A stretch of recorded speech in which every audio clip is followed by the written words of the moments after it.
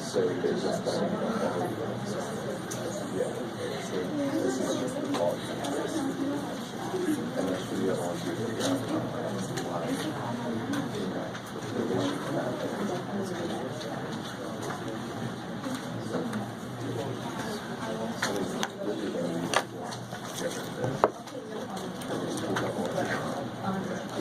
there.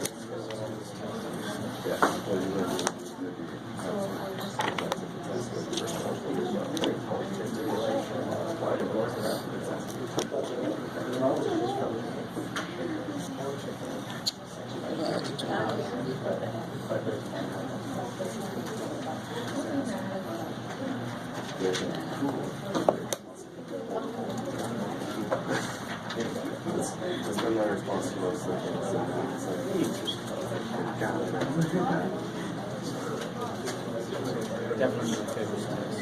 What's that? Really? Okay.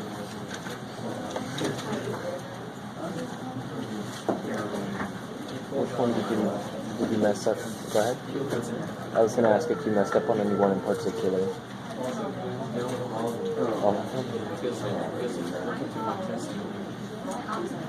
Switch the limits there. In the wrong area there. It's just like, why? That's one of those scenarios. Hindsight 2020, but foresight. 2 or 3 out of 20. Ish.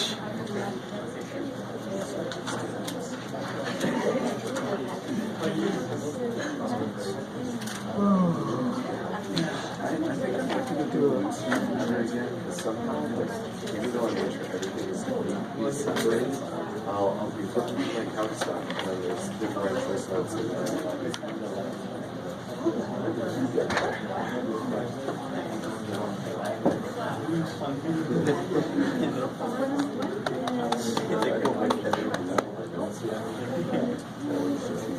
All right, guys, so anything else from the test before we get into sort of new stuff? Actually, now that I think about it. First off, before we get into this problem up here on the overhead,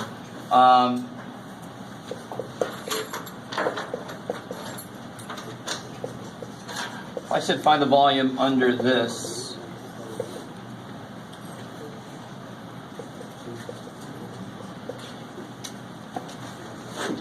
Over, doesn't really matter.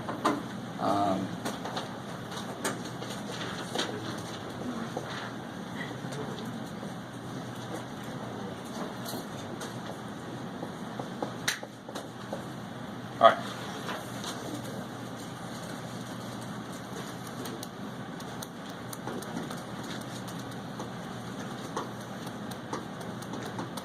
So does everybody, now just right now, before you even draw anything or do anything, can you visualize what this looks like? I mean, can you see what this sort of looks like? So can somebody give me a rough, really rough description? Say it's a house with a roof that looks like whatever.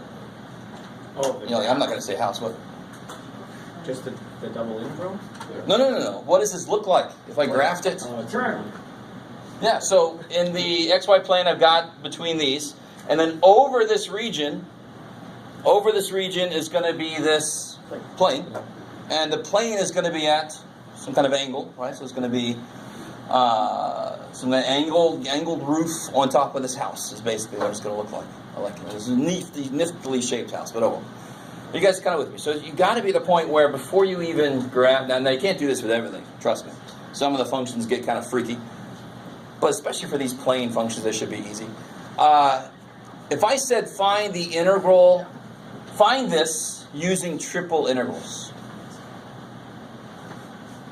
All right, let me do it. Not if, but I'm saying it, so do it. Find this using triple integrals.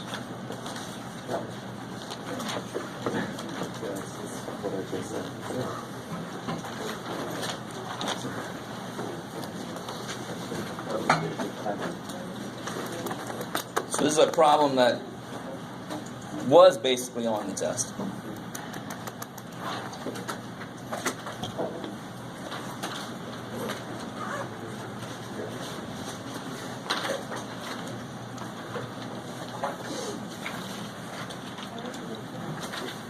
going to get us, this is a connection I'm trying to make between what we've already done. We use triple integration, we have, for finding volumes we haven't gone, or it's already set up. So, I love it. You totally could. I have an actual point, though. I have an actual point, so just do this for me. I love it. And she's still living like, I have to do that. I love it. I love it. If you understand what's going on, you should know you only need double integrals to do this. I don't currently seem to care. I want you to use triple anyway.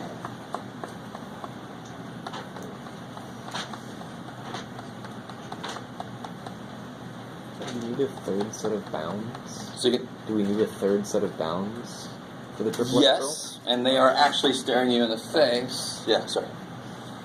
Do you see what I mean? So that's, yeah.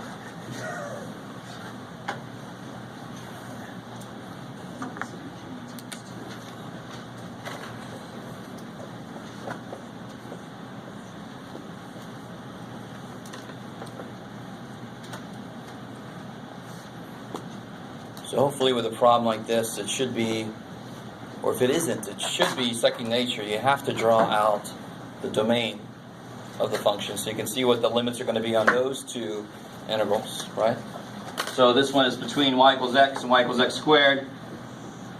And of course they're going to be between 0 and 1.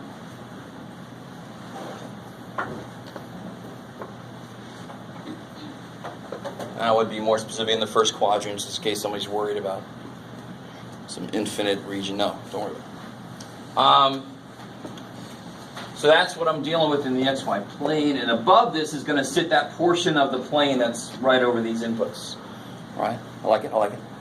So that this interval shouldn't be too hard. You got a bit of a decision to make as to how you want it. So the inner one is going to be definitely what? 0 to 2. The inner d what? dz. And then these two, it's really up to you, but I'd probably rather keep the squared thing going on, right? So what's going to be, so the inner one's going to be dz. The next one's going to then be what? dy, I like it. And then dx. So I kind of always start on the outer one. Not always, but the outer one's the nicest one. It's the most well-defined one.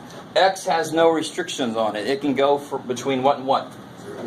0 and 1. But while X is going between 0 and 1, some arbitrary region in there, Y must go from X squared to X. X squared to X. So see, some of you guys weren't careful enough to see which function was below or to the left or whatever of the other one. And then you got these negative volumes. Which is not impossible, but for the one on the test, yes, it was.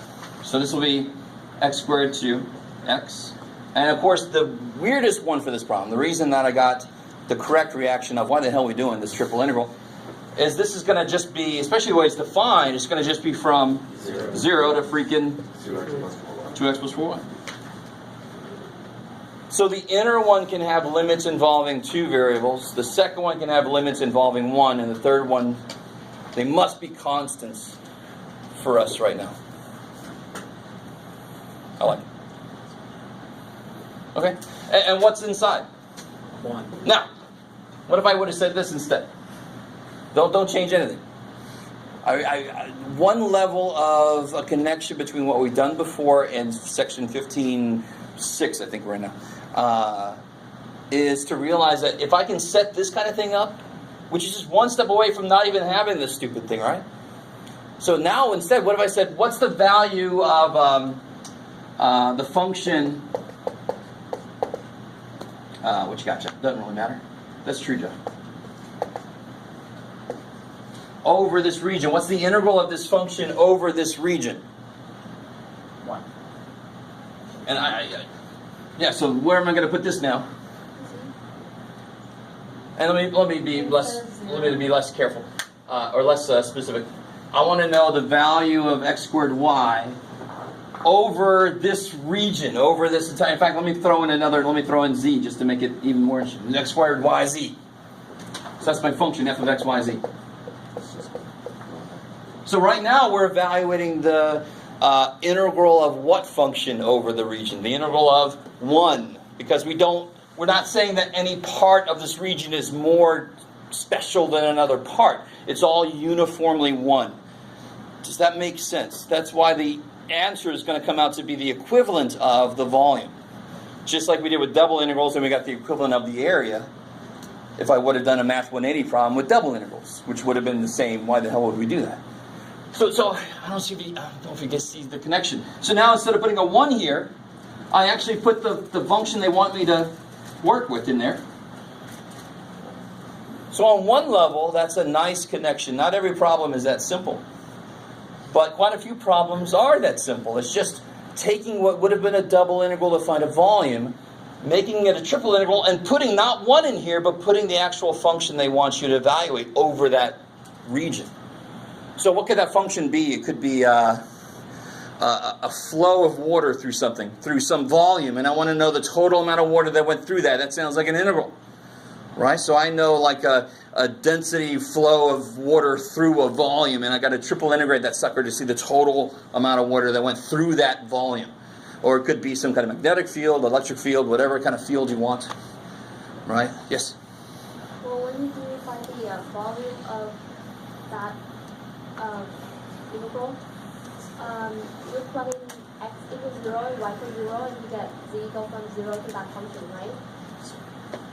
So we know, if we know the function is like just increase as x and y increase, so we just plug in the n value and then get z go from 0 to 6. Well, okay, we got a problem coming up that's sort of like what I think you're saying.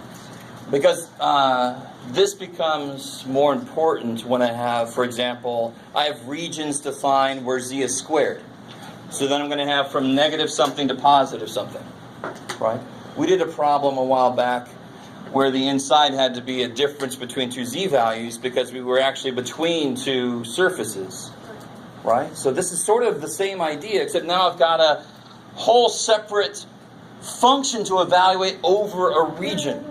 I mean, when you just find the volume, you plug in 1 in there, not the function of x, y, and z. And z go from 0 to x plus 4y. And you got z was 0 because you plug in x was 0 and y was 0 in there, right? So are you asking me why there's a 0 here? Okay, because the way that this has been defined is it's under this and over this. So z isn't allowed to go below the xy plane. And what's the value of z at the xy plane? 0. So a lot of the problems we've done have had that, but now that we're going past that to be truly triple integral, then we've done this before, but now you're going to see it a lot more often, is you could have something going from through the xy plane. So it's going to be some negative function of x and y up to some function of x and y, because you got to go between both of those. Does that make sense? It's the same thing we've done back in Math 180 when we find the difference between two functions. Except now they're going to be these limits. I like it, maybe. Okay, so you for the bounds, and when you had just 1, that was the equivalent of finding the area of the z function along those bounds. And then when you plug in a separate function, you replace that 1 with another function, x squared yz. That's the equivalent of finding the integral of that function with respect to a 3-dimensional set of bounds. So I've got a function, this x squared yz. This is something we haven't worked with much at all, right? We haven't worked with, this is truly 4-dimensional here, right? Because some output of this is going to be w or something. But all I'm looking at it as, I've got a 3-dimensional space. So this is one possibility for this. I want you to realize these variables could be other things besides length, width, and height. But that's the easiest thing for us to talk about. And at every position in here, there's a different flow of water for some reason. So the flow of water at the top is faster, and on the bottom there's something that's making it not flow as fast, right? So I've got some function. It's this for some reason. Probably just because it's what I put up here. But it's that for some reason. It describes how quickly the water is flowing. So along the y-axis, for example, it's not flowing at all. It's just stationary there. It's just held there, right? And as you're going to move away from that boundary, it's going faster and faster. I like it. What else do I want to say with what you asked me? So I've got this function that describes what's happening at every point in this, I see this like pipe that's carrying this water, right? So I got this function that describes what's happening at every point. And now I'm going to integrate that to see exactly how much total water has passed through that entire, for example. This is one possibility. Okay. Maybe. I'm not sure if I even... The first part of your question I was trying to decipher. Yeah. So when we took the triple integral with just dz, we got a volume. So now we're using a function. Is this a four-dimensional volume? So That's another way to interpret this. Totally. It wouldn't even be, we'd have to give it a different name, right? We have area, volume, and then we have what comes after that. Tesseract unit. I don't know, whatever you call it. No? I like that. Yes? So if the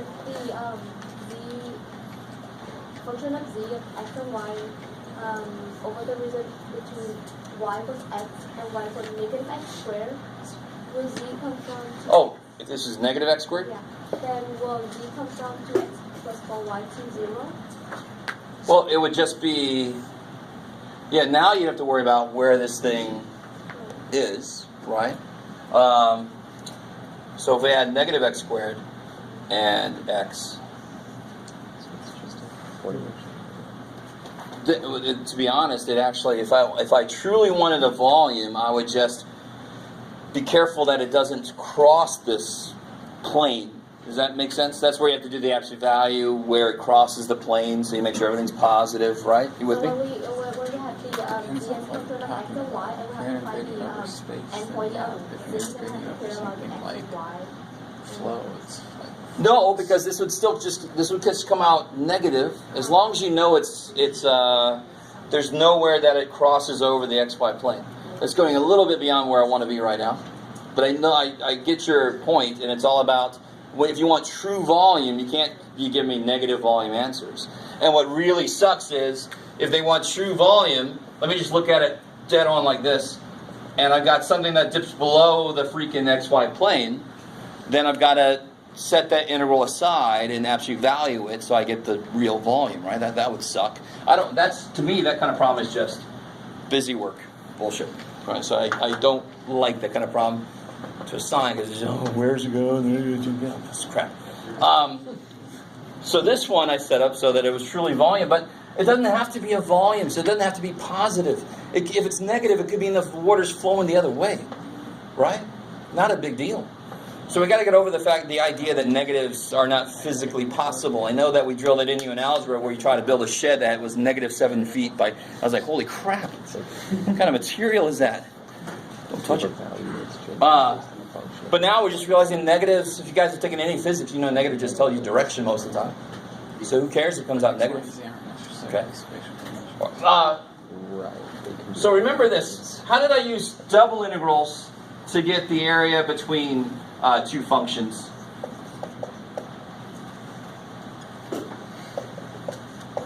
Rectangles.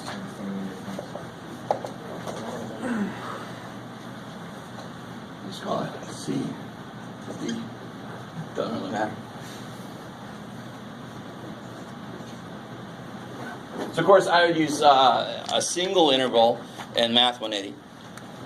But if I use double integrals, this is all functions of x here. So let me use x as my outer one. So what's x go from to? A to B. And what's y go from to? Yeah, from G to F. And then I'm going to put a 1 in here, right? Because I don't want to get... I'm saying that it's got a constant roof. I don't want that extra dimension to change my number answer. I want to actually have that dimension not affect my answer. Does that make sense? That's when I make it 1. So the dimension's not really there. I just don't let the units come in there and mess me up. But the minute... Now, so that would just get me back to the stupid thing that we know from Math 180, right? Woohoo! It's amazing. Right, get the total integral in F minus the total integral G, and you got the cookie cutter thing. You get that little weird cookie up there. Right, see who wants to eat it. Nobody doesn't. Say something. How you eat it? But now, if I do this instead, if I say this from this here. If I go a to b, what was it, g of x to f of x, something. What did it make it? D, y dx. Now this means something else entirely. And now I want this dimension to actually have a say, to have a meaning, right? I don't want everything focused on that plane. I want to actually have this roof that goes down and up, and now I'm truly talking about what the volume is underneath that thing. This is one interpretation, right? Whatever the physical units that I'm using are, but that's the good one to start with, is volume, because you can actually see that. So whatever this thing looks like, it might even dip below, whatever. So what I was just saying is you could do the same thing from double integral to triple integral. You do the exact same idea. So a lot of the problems are just going to be one step up from, I normally would have done a double integral and then just gone up to whatever z was, 1 plus whatever the plane was or whatever they give me. But now this is going to go in the limits of a triple integral. Not is every one of them going to work like this? Not exactly. But it's a nice little transition between the two things. All right. So let's try this problem out up here. Let me see if they don't. The actual question is on the other page here. Did I freeze it? Yay. Okay. So here's the question. It says evaluate triple integral.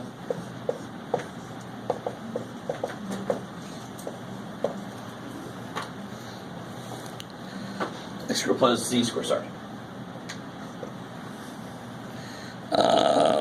Is bounded by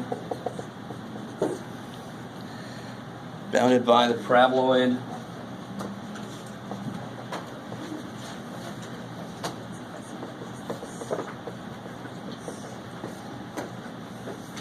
and y equals 4.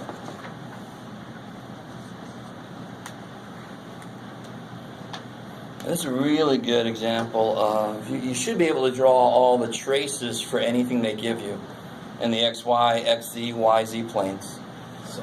But there's nothing that helps out more than seeing the whole thing put together. And if I'm drawing for myself, I can maybe get to a point, but I draw so badly. It's horrible. It's really bad.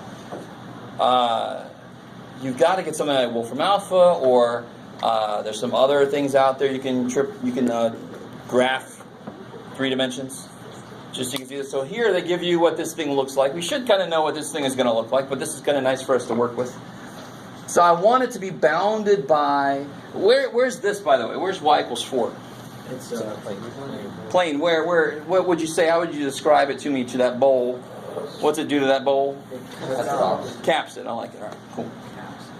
Or however you want to say it. It's the lid. So that nothing falls out. Now, I like the way they've started here. You guys see, this is the XY trace. What would the YZ trace look like? It would be the same thing. Same thing. Just put a Z up there. Z's instead of Y's. Is that cool? Because it's symmetric in those directions. All right. I like it. So, if I do it the way they've got it kind of set up, I'm using this as my input plane. So still, I really desperately want you guys to understand, when you're doing double, triple integrals, the first thing you always should do is figure out what your input plane is and graph things in there. Sort of like what we did with the y equals x and y equals x squared, right? Here, my input is going to be a volume, so what do? I attack it with traces, so I can kind of see what's going on. So they've drawn this, they've decided, I think they decided that they want xy to be their input plane. Now stay with me now. Where's the output going to be then? I mean, what's the output going to be? If the inputs are x and y, and what function am I working with? And I'm not talking about, I'm not talking about this guy. This guy's just sitting there waiting. He's like, well, I'm talking about the boundaries. What functions am I working with as the boundaries? equals x squared plus z squared, right? Why squared? This guy. So yeah, exactly. So if you solve for z now it really does. You've got to pick an input plane. They've chosen poorly, Should have picked. right? They actually followed up with, hey, it would be better to do this. But I like the way they're starting it. So they chose the xy plane to be their input plane. So they draw what's going on, so you can figure out the limits for the first two integrals. We'll stop there for a second. Because if I choose my xy plane to be my input plane, then these two are going to be dx dy, depending on which way I want to do it, depending on which way is easier once I graph it out. Let me stop there for a second. So nothing's changed in that regard. We just have one more level beyond that to worry about, well, what's happening in the other dimension? Is it going from something to something? And that's a little different than what we had to worry about with double integrals. There was one problem, I think I had to worry about that a little bit, but not to the extent of what we do now. So what does z do? I think somebody just said it. What does z do? From the minus square root of Yeah, it's plus or minus. square root of 1 minus x squared. Yeah, so it goes between those. So here's how they got this set up then. Actually, let's try to set this up. Let's see, blah, blah, blah, blah, blah. Isn't? Couldn't you do it easier by just... Totally. Okay. Hold on to that. Okay. All right. Let me see. What do we got here? Let me write some stuff up here for us.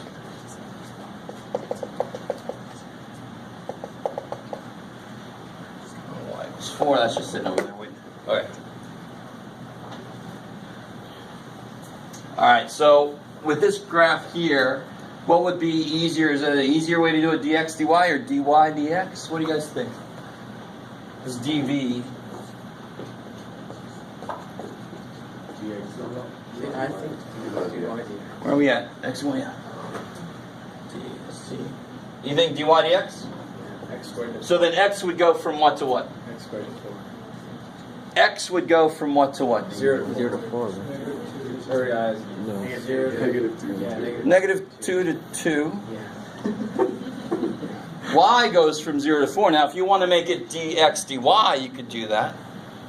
Why do you think people say they want to do dy dx? Because Symmetric. look, and also if I do this, I got to do a negative square root of x to positive square root of x. That kind of sucks. I really don't want to bring radicals in if I don't have to, or the negative positive thing. So x goes from negative 2 to 2. Y goes from X squared to 4. yeah. Again, draw maybe a couple of arrows in. So I draw my arrow in there. So it starts at x squared.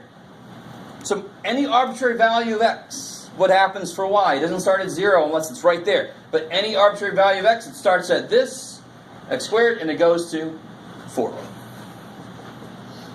And what's z doing as those things are doing their stuff? Well, we already know what z was doing. I put it up there. It's going from, it's like below this, So like above that. Right? Do you guys see that? So this, where's this on that picture? The plane. If I took it and I chop, right? Beautiful sound effects. So if I chopped it right down the center, that's what I get. So what is the output's doing? It's going from the lower one up to the top one, right? So the arrow I could draw would be from here to there. Okay, so that third dimension actually acts the same way as the other one did. I still can draw a little arrow in it if I can get a nice 3D image. so it's like So it's going from negative rad y minus x squared to Positive. positive rad y minus x squared. I think that's where they got themselves to. Yeah. Yeah. So here they are. Here. That looks truly remarkably disgusting. Right? And there's a much better way to look at this. So Christian, what's your suggestion? What's a better way to look at this thing?